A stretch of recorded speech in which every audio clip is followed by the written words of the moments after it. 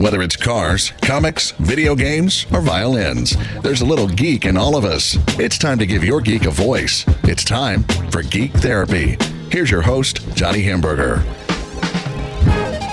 Back here live at the Waterfront Village with my friend, the zombie, Jonathan. You're looking good. Jonathan just got an awesome face paint job. What do you think? I like turtles. All right, you're a great zombie. And good times here at the Waterfront Village, open for the next 11 days. I do like turtles. Me too, Jonathan. Stay strong, brother. Stay strong. Don't ever forget that kid. I like turtles.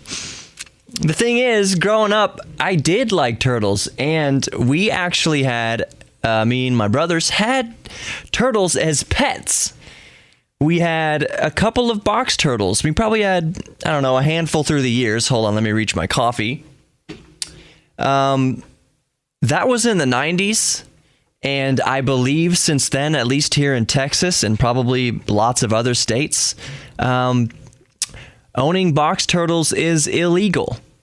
Not for any sort of environmental protection reason, but for health reasons, I guess. Box turtles carry salmonella or something like that. That's what I was told. I'd have to look it up. But yeah, that's other than cats, I would say, in a dog, Goldie. Other than that, favorite pet that I've ever had would be box turtles. What are your favorite pets? Like, what did you grow up with? I know everybody had hamsters and gerbils, including me. I had hamsters and gerbils, and they were fun and all. Got bit a lot, and man, I don't know whoever is out there listening that's ever been bit by a gerbil or a hamster. Those things hurt and they draw blood. Those teeth, those incisors that they have. And if you're looking at the video on YouTube, I'm making my fingers the incisors. That's the beauty of video. See my hand motions? But those teeth, they dug in deep and they didn't let go. Because I remember one time I put my gerbil into a clothes basket, a laundry basket. That's the term I'm looking for. I put the gerbil in a laundry basket, and you know laundry baskets have those patterns cut into it, you know, of various designs, but they're basically a bunch of holes cut into the container, into the laundry basket, into the plastic laundry basket. So these little holes, you know, they were like just big enough to put your big toe through. And if you're thinking of the girth of a gerbil or a hamster, the girth of a gerbil or a hamster is about one human big toe. If you think about it, especially a gerbil. Gerbils are usually a little bit smaller. So anyways, I put our gerbil, and gerbils are the things that have the long tails. I don't know if you can pick them up by the tail. I believe you can. We did kind of base the tail, pick them up. They didn't seem to mind it. Maybe I'm horrible because I didn't know what I was doing. But anyways, gerbils have the tails, and I put one in the laundry basket, and it started to go through one of those cutouts in the side of the laundry basket, and it got stuck. It got halfway through, and it was, I don't know how it got stuck, but it got stuck, and it was trying to, you know, push through it and then like pull itself out of it, but it couldn't do it. So I reached down on the outside of the basket to, you know, kind of grab the gerbil and like either just help it out, either push it back through or pull it out. But what had happened was the gerbil bit me. And it bit me hard. And so my knee-jerk reaction to getting bit was to yank my hand away. So when I yanked my hand away, I pulled the hamster or the gerbil through the laundry basket little cutout, and I flung him across the room, clear across the room. And that little gerbil bounced off the wall and down onto the ground and started scurrying around. And so we had a fun game of catch the gerbil and put it back in the cage. Now that sounds really cruel, I know. But let's think about the physics of it. That gerbil was fine. That gerbil flew across the room, hit the wall, bounced onto the carpet, and was running around. That gerbil was fine, uninjured. Nothing wrong with that gerbil. I was bleeding profusely. I was the one who was actually injured. I was the one who actually came out of that debacle with an injury. But the gerbil's fine. And let's think about the physics of it. The gerbil weighs how many grams does a gerbil weigh? So the momentum that it held, aka the extra weight of that gerbil, the velocity of the gerbil, am I thinking of the right term? Maybe I'm blanking out. It's late. I haven't had enough coffee. But the weight of that gerbil's mass times the speed hitting that wall was not that great. If I had hit the wall at the same velocity, I would have splattered into just a soup, into a warm soup. That's what would happen to my body. But a gerbil, since it doesn't carry much mass, it hit the wall and bounced off unscathed. You could probably drop a gerbil off the roof onto concrete and it would probably be fine. Don't do that, for the love of God. Do not drop your small animals from dizzying heights to test the survivability of drops for an animal that weighs a few grams. I will not be held responsible for your tomfoolery and your cruelty. And if I ever hear about someone doing that, I will do my best to see that you get put in prison for animal cruelty. Don't do that to your animal. But it's the same principle in cats. That's the reason why cats can fall several stories onto concrete and be just fine. Just run away just fine. Most cats. My girlfriend's cat fell about a foot to the ground and broke his leg. But that's because he is severely morbidly obese. He weighs like 18 pounds now. He's a fat cat and he's special. So when he fell 1 foot, he broke his leg, and his leg, like we've covered in various shows, is now healed kind of wonky. Kind of aiming outside, off to the right a little bit, or off to the left a little bit. It's his left foot. His right foot stands straight, and it points 90 degrees straight forward towards his front paw. The left foot has healed just a few degrees off. But guess what? His quality of life is unchanged. All I wanted to talk about this segment was our favorite pets growing up.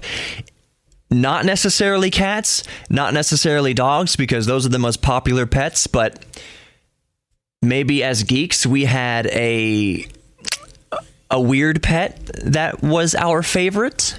Maybe an iguana or a lizard or a snake. Let's think of something that's not a reptile. Maybe you had a guinea pig. Guinea pigs are kind of popular, but not like cat and dog popular. Maybe a fish. Maybe you had a betta fish that was your favorite non-cat or dog animal that you had growing up. So mine was box turtles, and even if it's illegal, I kind of want to get another box turtle. Box turtles were fun. They weren't very fast, obviously, but that just meant you could take them out in the yard and they could scurry around the lawn and you wouldn't have to worry about them getting too far. Another thing you could do with box turtles is you could tape. You can get a helium balloon and tape the balloon string to the turtle and have the balloon hanging, a couple feet above it so you could know where it is in the yard at any given moment, see where it is.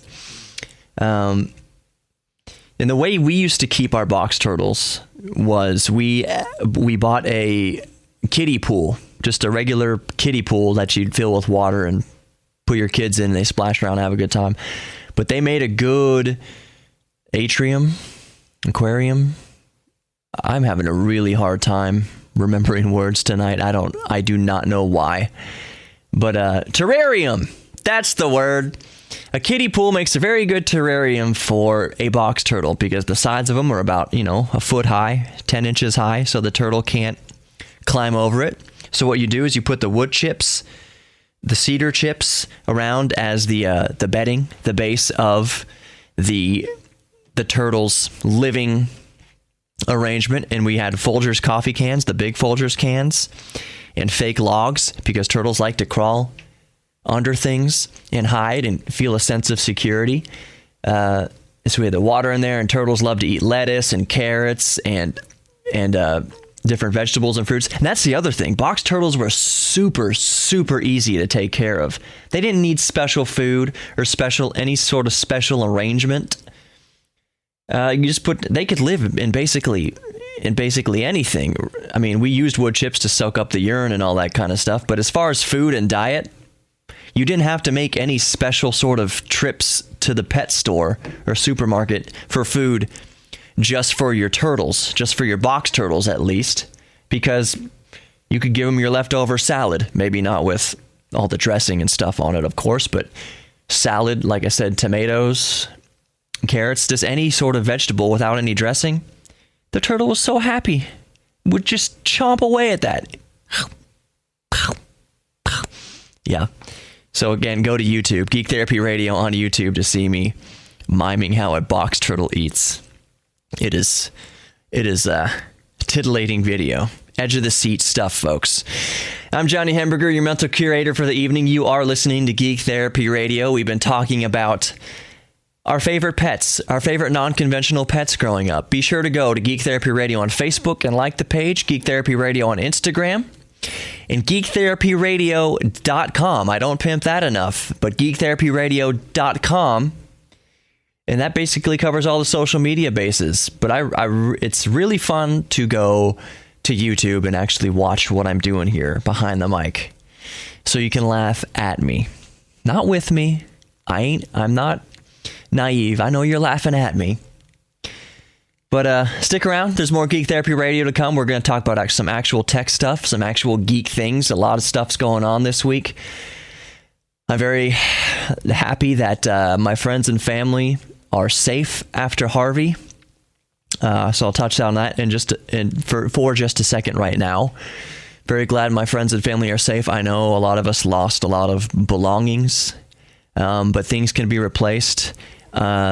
It's sad if we lost any heirlooms or photo albums, of course, but we are still here. We are still alive and kicking, so I'm very thankful for that. Stick around. More Geek Therapy Radio to come. I'm Johnny Hemberger, and I'll be with you for the next, 45 minutes or so. So keep listening right here, Geek Therapy Radio. What did you think about the ride? It was great.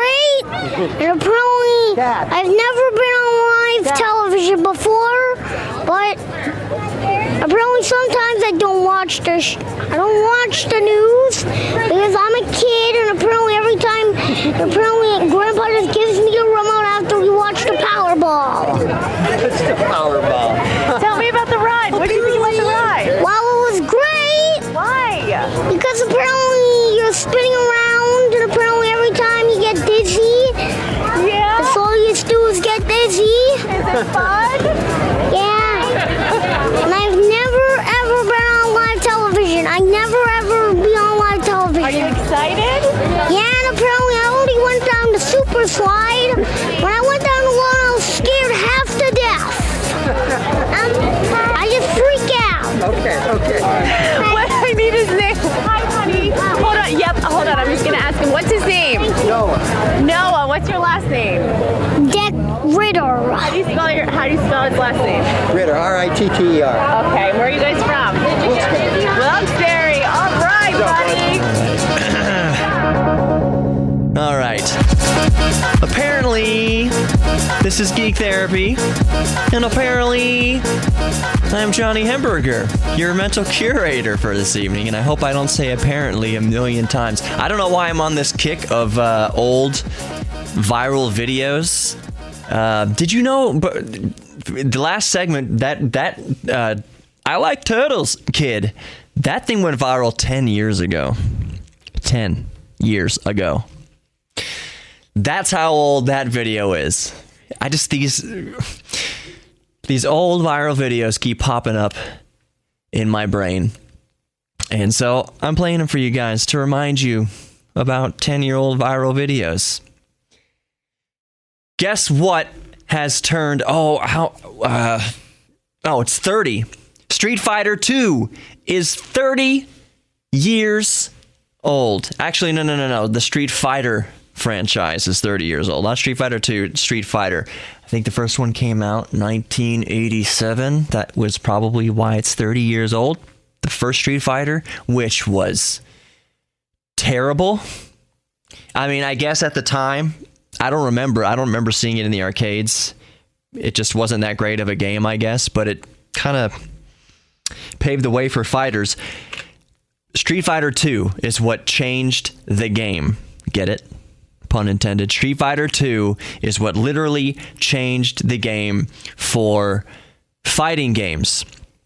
And another side note about Street Fighter 2 is that the arcades, if you remember, those of us who are older geeks, and I don't know what the exact definition or age bracket of older is, but arcades were in a slump in the late 80s. After the mid 80s, the arcade industry just took a nosedive. It had been around for about a decade. The arcades, I mean, there was a popular place to hang out. And I still remember, even into the 90s, even into the mid to late 90s, arcades were still very popular to hang out at. And we still went to arcades. It was really, once the home consoles got so good, the graphics got so good, that the arcades used to set the benchmark. Those were the best graphics and best games you could possibly play were at the arcade. But once the consoles got so good, arguably Super Nintendo really started it. Once they got so good, people were like, why do we go to the arcade and spend $1 every time we want to play a game? Super Nintendo is already as good as the arcade. So Street Fighter 2, single-handedly, when it came out in 1991, took the arcade industry out of its slump and brought the arcade industry back single-handedly. But then once Street Fighter 2 got ported to the Super Nintendo in 1992, I think it came out for the Super Nintendo, Street Fighter 2 for Super Nintendo single-handedly destroyed the arcade again. Destroy the arcade industry, because the best game that revived the arcade industry was now available at home. So the same game both revitalized the arcade industry and then destroyed it again a year later. So if you were thinking about investing in arcades or opening up an arcade in 1991 because, holy crap, Street Fighter 2 is making arcades popular again, you probably lost money. Hope you didn't invest in an arcade in 1991. That's not true. There are some people who probably had arcades who probably did very well up until the late 90s. There were still arcade games that came out. Why am I clearing my throat so much? That came out that were a good draw to the arcade. And it was usually Street Fighter games and Mortal Kombat. So Street Fighter 2, when it came to the Super Nintendo in 1992 or 91, I'm blanking out on the exact year it came out to Super Nintendo, it was just as good as the arcade, which was amazing. That was like the first time an arcade game had come to a home console, and it was just arcade perfect. And in many cases, it maybe had worked out some of the bugs that the arcade version had, some glitches. But we can get off on a whole rabbit trail about how in Street Fighter 2, glitches were both good and bad things. If you knew a glitch with your character, you could exploit that glitch to give you an upper hand in a fight with your friend. When you're playing a friend in Street Fighter 2, give you the edge. But at the same time, that's also one of the bad things. It gave you an edge. And fighting games are supposed to be balanced. You can choose different characters, but they're supposed to be fairly equally balanced. To put in simplest terms, you could have a character that is slow but very powerful versus a character that is very fast but not as powerful. So that would be a good balance, speed for power. Anyways, yeah, so once Street Fighter 2 came to the Super Nintendo, it was arcade perfect, if not a little bit better than the arcade. And that's when people started thinking, I don't need to go to arcade to get the best games again. You know, in that vein of arcade games coming to home consoles and not being as good, I'm going to say a game right now that came out for the NES, the Nintendo Entertainment System that came out. The system came out in 1985, but a game that was ported from the arcade to the original NES that, of course, didn't look as good as at the arcade, but I and my friends had more fun with on the NES because we could play it anytime we wanted, and have my most fond memories with this game on the NES as opposed to in the arcade. That game was Ninja Turtles. Do you remember Ninja Turtles in the arcade? Now, there was a Ninja Turtles game that came out for the Nintendo before the arcade game that was still good. It was really hard, but it was different. The Ninja Turtles arcade game was a beat 'em up, kind of like Double Dragon or Final Fight, but it was the Ninja Turtles. It was a beat 'em up game. And so when it came out to the Nintendo, to us, to kids, and I guess those a little older who were into video games at that time, it still looked pretty good. It wasn't as colorful and it wasn't as sharp or whatever as the arcade. Didn't have as much going on the screen because it obviously had to be scaled back from the arcade 16-bit to the NES 8-bit. But Ninja Turtles, the arcade game on the NES, was awesome, even though it was technically worse than the arcade. The fact that it was on the NES made it awesome to us. We spent so many hours upon hours playing Ninja Turtles arcade game on the NES because it was simply available. So many sleepovers, so many sleepless nights playing Ninja Turtles arcade edition. So that's what I wanted to talk about on this segment, which is pretty much over now, was that Street Fighter 2, or Street Fighter, the Street Fighter franchise is 30. I remember 10 years ago when Street Fighter released the 20th anniversary edition onto the PS2, which is still like, I still have that PS2 disc of the Street Fighter turns 20. No. Was it on PS2? Yeah. It was on PS2 because here's what was great about it. It included almost all of the Street Fighters. Not Street Fighter EX. We don't talk about Street Fighter EX. But it had all the Street Fighter 2 versions, as well as Street Fighter 3 Third Strike. I believe it had Alpha. Did it have Alpha in there? Maybe not. It had all the Street Fighter 2 versions and Street Fighter 3 Third Strike. It was the Street Fighter Anniversary Edition, 20-year Anniversary Edition, and it was awesome. I had broken up with my girlfriend recently back then, and that's when I got back into Street Fighter. For those of you who don't know, if I have not mentioned, I used to play Street Fighter 2 competitively. Street Fighter 3 and Street Fighter 4. In fact, when Street Fighter 4 was announced, I think in 2008, it had been about 10 years since they had released any Street Fighter. It had been 10 years since Street Fighter 3 Third Strike. So when they announced Street Fighter 4, this is how you know I'm a turbo geek. A turbo geek. When they announced Street Fighter 4, I wept. I didn't like bawl crying, but like when the news story came on the internet and I was reading it, I had a little tear because I love Street Fighter so much.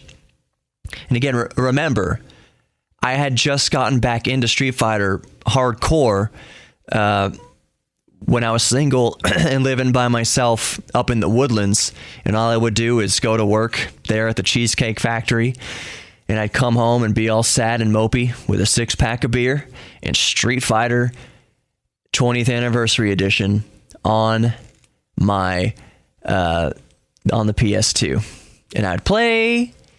I wouldn't get drunk. You can't get drunk off 6 beers, but I mean, I just recall that being kind of one of the sadder times in my life, I guess. But I got into Street Fighter, and it kind of pulled me out of that depression a little bit. I was depressed at that point. It probably pulled me out of depression a little bit because I started going around town playing competitively with other people. And this is back before, I mean, really when high-speed internet was sort of not really in its infancy, but not a huge thing. We didn't have all the social network stuff that we had now. So what we did is on Craigslist, we created these groups to do these meetups, these Street Fighter meetups, where we would meet up at someone's place or whatever, and we would have Street Fighter tournaments. And I met a lot of good friends that way. Had some good times back then playing Street Fighter 2. So Street Fighter is very close to my heart. I've always loved Street Fighter, and it started with Street Fighter 2 in 1991. I remember putting my quarters on the arcade machine to signify I've got next fight, to signify I play winner, and playing as much Street Fighter 2 as you could with $5 worth of quarters. And I got pretty good at Street Fighter. I could put a quarter in there or 50 cents, however much it cost, and I could beat the computer. I could get all the way to M. Bison, at least, the final character, who, side note, in Europe and in Japan, M. Bison was called Vega. They basically, in a nutshell, the last 4 bosses of Street Fighter 2, they jumbled the names all up, depending on the region. So there was a boxer in Street Fighter 2 named Balrog. I mean, Balrog is still a character across all the Street Fighters. But in the Japanese version, the boxer, who is a black man who is modeled to look almost exactly like Mike Tyson, in Japan, they named that character M. Bison to kind of nod that it was Mike Tyson. But when it came to the United States, Capcom didn't want to copyright or didn't want to get sued by Mike Tyson's representation, so they made that the black boxer guy, they changed his name to Balrog. And they changed the final character, what is he? Why am I blanking out? Why am I blanking out on his nationality? Anyways, the final character in Street Fighter 2 is an Asian guy, but they made him named M. Bison. It doesn't make any sense, I know. And for those of you not familiar with Street Fighter 2, it's really not worth knowing. But now it's in there, so if you're ever on Who Wants to Be a Millionaire, Who Wants to Millionaire, millionaire verb, Who Wants to Be a Millionaire, and that ever comes up, what were the original names in Japan of the final 4 bosses in Street Fighter 2? Well, now you know. Now you kind of know a little bit. Or if you want to phone a friend, phone me. More Geek Therapy Radio coming up. I am Johnny Hamburger, your mental curator. We're going to get into some more geeky stuff, maybe of more mass appeal after this. Geek Therapy Radio on Facebook, Geek Therapy Radio Instagram, Geek Therapy Radio on YouTube, and geektherapyradio.com. Go check all that stuff out. Go favorite it, go follow it, go subscribe to it. We'll be right back with more Geek Therapy Radio.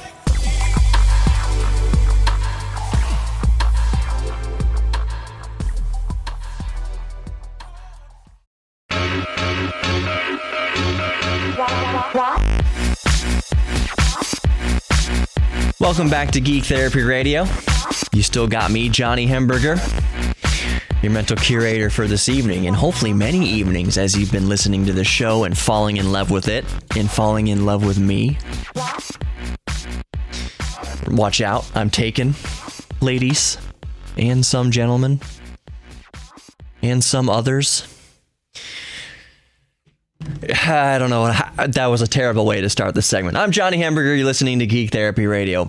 I've got some interesting tidbits, or a tidbit, actually, about Hurricane Harvey, or Tropical Storm Harvey by the time it hit Houston. That storm dropped so much water on us, just a preposterous amount of water. What was the last total? Was it $9 trillion? Or dollars? No, yeah, it dropped $9 trillion on us. We're rich. 9 trillion gallons of water. That's ridiculous. That is so much water. And guess what that also means? That is so much weight. How much does 9 trillion gallons of water weigh? The answer is a lot. Enough, in fact, to have bent the crust of the earth underneath Houston by 2 centimeters. In other words, Houston, under the weight of all the water we got from one storm system, Houston sank 2 centimeters into the earth. The crust of the earth compressed 2 centimeters, a measurable amount under the weight of all the water we got in Harvey. That is crazy. Now, the Earth's crust will bounce back. It's kind of like when you put your head down on memory foam or put your hand on memory foam. You depress memory foam. Yeah, it depresses, but when you take your hand away, take the weight off of it, it gradually comes back up, reforms back to its original form. That's what Houston's going to do if it hasn't already done so. But yeah, that's a lot of water. Now, the researchers say the Earth bending or the Earth compressing is normal. Like during wet season versus dry season in areas, during the wet season, the crust does go down a little bit under the weight of the water during the wet season, but it comes back up. But that's over an entire season. That's over an entire 4 6 months or whatever, monsoon season, basically, in different parts of the world. We depressed into the earth 2 centimeters over 4 days. One storm system. Hurricane Harvey, aka Tropical Storm Harvey. Yeah, that is just nuts. And guess how much energy it's going to take to evaporate 9 trillion gallons of water? 21,470,000 gigawatt hours. That's the minimal amount of energy it takes to evaporate all the water out of Houston from one storm. And that is basically 5 times the total energy output, the total electricity output of the United States per year. 5 times. It takes 5 times the electricity output that our country outputs a year to evaporate the water, for the ecosystem to evaporate the water, for the sun to evaporate the water. So those are just some numbers after Hurricane Harvey's effects on Houston. That is nuts. Side note, for those of you watching the Geek Therapy Radio, it's not the. For those of you watching Geek Therapy Radio on YouTube and wondering, hey, that's a different camera, but it looks pretty decent still. I finally got my Samsung Galaxy Note 4. Not 8, 4. And this is the front camera of the Samsung Galaxy Note 4. If you remember, my Note 3 fell in the pool, and then I tried to dry it off. And one of the ways I tried to dry it was I put it in the oven on warm, which is normal to do for about 10 minutes. But apparently, the oven on warm on this oven that I used was 300 degrees, and that's way too much. You're supposed to set it to like 150 or lower if it'll go lower, and just leave it in there 10, 20 minutes. That's okay. But my temperature was way higher than that, obviously. So when I came back after 10 minutes, my phone was, what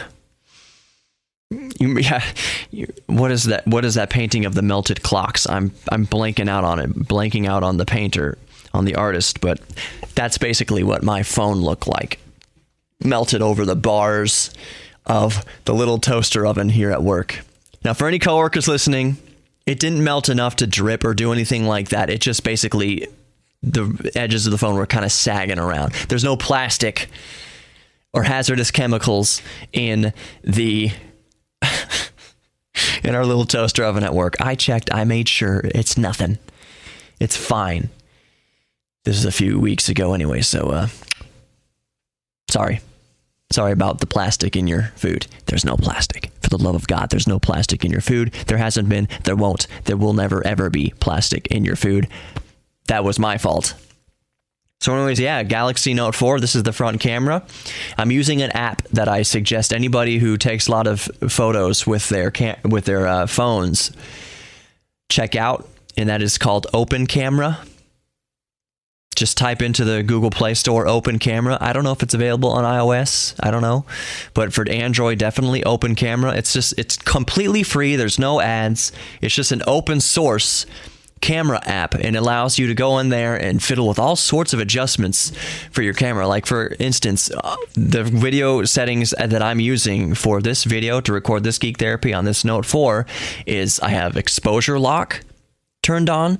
So as the screen gets brighter or darker, like as the light source changes, the overall exposure doesn't change, which is super annoying if you're making videos. I have the ISO locked to 100. And I don't think you can do anything about aperture. There's not an iris on a cell phone camera, and at least not on a Galaxy's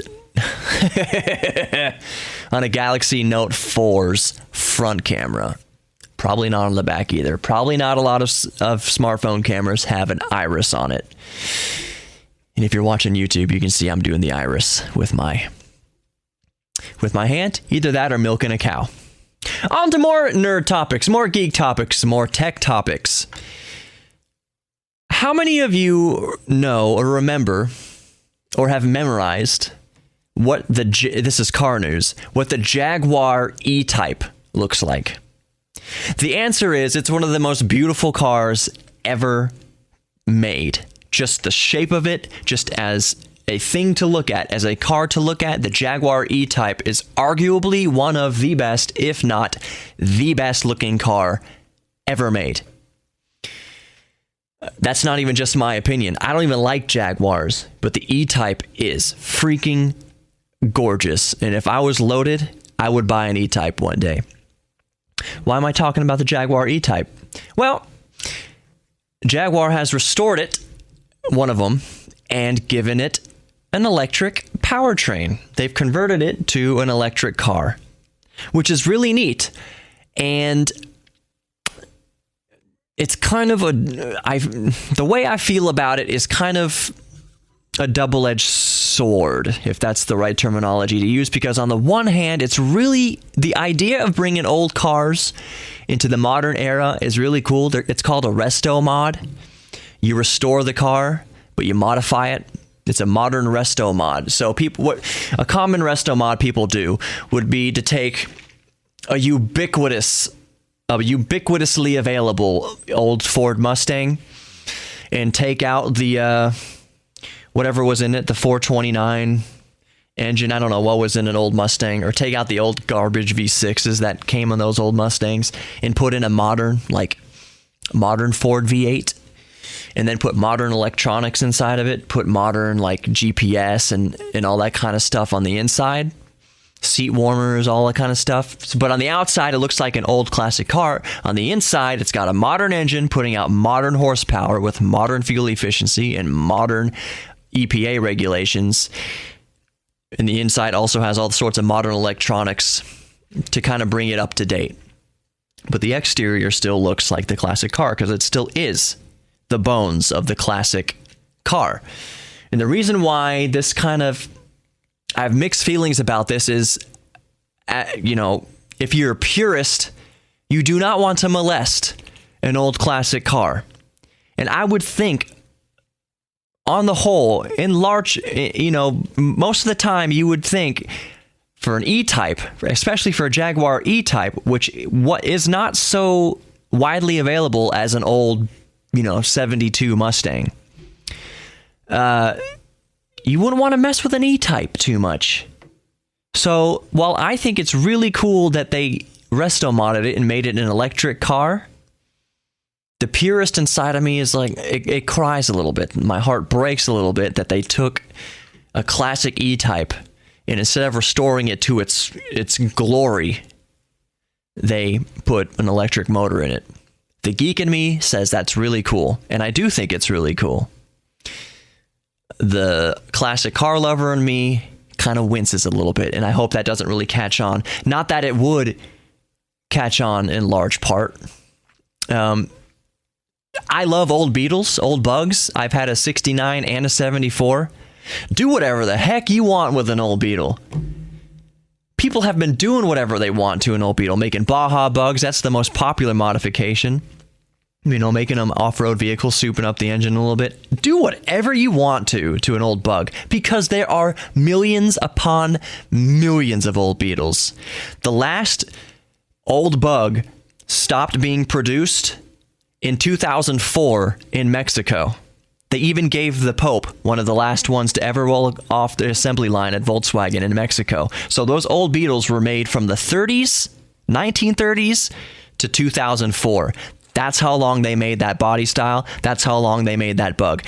And I do want a bug. I want like a 1990, like a mid-90s Volkswagen bug, the old style Volkswagen bug, which sounds weird to say if you're not familiar with the fact that Volkswagen produced the old Beetle up until recently.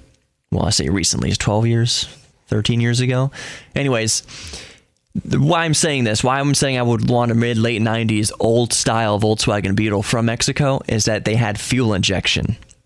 The engine is just the same. It's the same 1600 engine that had the carburetor on there for decades. But they added, I believe, mechanical fuel injection to it. And if you've ever had an old Beetle or an old car and have had to prime it every time you want to drive it or flooded the engine many times, fuel injection on a classic car is a modern convenience I wouldn't mind having on another old Beetle. So that's what's cool. And they have ECUs in them. They have sensors all over that old 1600. It's still air cooled. It's not water cooled. It's still air cooled, and you can get air conditioning with it also. And the inside of it looks weird because it's an old Beetle, but on the inside, it's like Volkswagen themselves resto-modded it a little bit. They basically have parts from like the same era Jettas. Like a 1995 Jetta and a 1995 old Beetle have like the same buttons, the same kind of dashboard components, the same kind of seats. It's really interesting. It's really neat. And I think it would be cool to putt around in a fuel-injected old Beetle with kind of modern touches, like modern radio and stuff. Air conditioning, which air conditioning in an old bug probably zaps probably like 5 horsepower or something like that. But in an engine that has like 40 horsepower, 5 horsepower is a lot to take off the top of an engine. Anyways, that's this segment of Geek Therapy Radio. I like this segment. We talked about some stuff. Harvey was a big, fat, heavy, bloated, morbidly obese mother that sat on Houston so hard that it depressed the Earth's crust 2 centimeters. That's crazy. More Geek Therapy Radio to come. I'm Johnny Hamburger. Geek Therapy Radio Facebook, Geek Therapy Radio Instagram, geektherapyradio.com, and Geek Therapy Radio on YouTube. Go subscribe to see my beautiful, stupid face every week in any products that I have to show you. Like, look at my watch. Here's my old Pebble. And my timer's done. Anyways, more Geek Therapy Radio to come. Stick around. It's going to be fun. I got you stuck off the realness.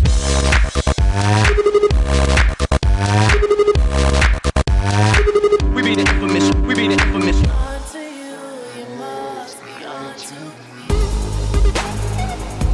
Welcome back to Geek Therapy Radio. I am Johnny Hamburger, your mental curator for this evening. This is the last segment of GTR for this week, so make sure you're going and hitting up that social media and interacting with me on Facebook. That's really the easiest way. There's also a way to contact me on my website, geektherapyradio.com, which a few of you have been doing, and I appreciate. That's probably the most direct way to get my attention, is go to geektherapyradio.com and go to the contact section.